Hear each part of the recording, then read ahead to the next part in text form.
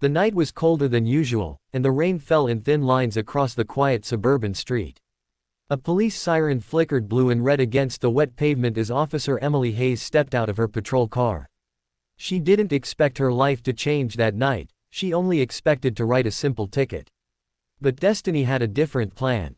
"Sir, license and registration," she said, tapping on the fogged window of the old, dented car pulled over at the roadside. Inside, a tired, worried-looking man raised his head. His eyes were swollen, not from sleep but from something deeper, a sadness that didn't hide. He rolled the window down. "Sorry, officer, I know I was speeding." Emily noticed his shaking hands. His dark hair was messy, his shirt half tucked in like someone who dressed in a hurry. She could tell immediately, this wasn't a careless driver. This was someone running from something, or toward something. "I'm Officer Hayes," she said softly. "And you were going 20 over the limit. Any reason?" The man swallowed. "My daughter, she's sick. I just left work late. Her fever spiked. I was trying to reach the pharmacy before it closed." Emily paused. Most drivers lied. But this man, his voice cracked in a way that wasn't fake. She looked past him and saw a pink backpack in the back seat. A teddy bear with one eye missing rested beside it. "What's your name?" she asked. "Daniel," he replied, looking down. "Daniel Brooks." She nodded, writing his name on the ticket pad. Rain pattered harder against her jacket as the wind picked up. "You're a single father?" she asked. He sighed. "Yeah. Her mom left 2 years ago. No calls. No messages. It's just been me and Lily since then." Emily felt something shift in her chest. She shouldn't get involved. This was just another traffic stop. But Daniel's trembling voice, the worry in his eyes, something about him didn't let her walk away like she usually would. She finished writing the ticket and handed it to him. "Drive carefully," she said. "Your daughter needs you safe." Daniel nodded with gratitude, but the moment she saw his eyes, she knew he couldn't afford that ticket. She knew it would crush him. But she couldn't break protocol. Then, without thinking, Daniel said something that stunned her. "You know, if you weren't married," he muttered nervously, "I'd say you're the kindest officer I've ever met. Maybe I'd even ask you for coffee. But don't worry, I'm not crossing any lines." Emily blinked, confused. "Married? I'm not married." Daniel froze. "You're not." She shook her head. "Why would you think that? You have that ring," he pointed at the silver band on her finger. Emily chuckled, feeling unexpectedly warm inside. "It's not a wedding ring. It was my mom's. I wear it for her memory." Daniel looked embarrassed but smiled for the first time since she had stopped him. A shy, soft smile that made Emily feel something she hadn't felt in a long time. "If you weren't married," she repeated his earlier words with a playful tone, "you'd add what?" Daniel looked away, cheeks flushing. Nothing.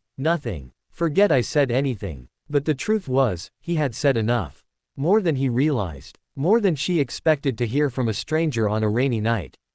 A sudden crackling noise came through her radio, an emergency call. A child requiring immediate assistance at the same pharmacy Daniel had mentioned.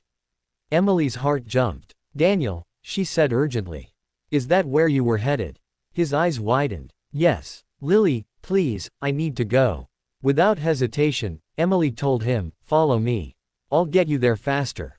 It wasn't protocol. It wasn't standard procedure. But this wasn't a standard night. She got into her patrol car, flipped on the lights, and Daniel followed through the empty streets. The pharmacy lights were still on when they arrived. Inside, Daniel rushed to the counter while Emily held the door open. The pharmacist shook his head helplessly. "The medicine you need requires a prescription. I can't release it without one." Daniel's face turned pale. "Her doctor's clinic is closed." "Please, sir, she's burning up." Emily stepped forward, showing her badge. "I'll call emergency dispatch. They'll connect me to the nearest on-call pediatrician." Within minutes, she had what Daniel needed. By the time they left the pharmacy, Daniel's eyes were full of gratitude. "Officer Hayes, I don't know how to thank you." "You already did," she said with a small smile. "Back there, when you said what you said." He blushed again. "I really shouldn't have said it." "No," she whispered. "I'm glad you did." She didn't know why she said that. But she meant it. In the days that followed, she couldn't stop thinking about him. His honesty. His tenderness. His exhaustion. His love for his little girl. Something about him stayed with her. 2 weeks later, she found herself parked outside the same neighborhood. The same old car was there in the driveway. She knocked on the door, and Lily answered, holding her teddy bear. "You're the nice police lady." She giggled. Emily knelt, smiling. "Yes, I just came to check on you. Feeling better?" Lily nodded. "Daddy took care of me. He always does." Daniel appeared behind her, stunned. "Officer Hayes, I didn't expect. I just wanted to see if everything turned out okay," she said softly. He stepped outside, closing the door gently behind him. "It did. Because of you." There was a long silence. Rain clouds gathered above again, mirroring the night they met. "Daniel," she said finally, "I'm not married. That ring, it's just a memory.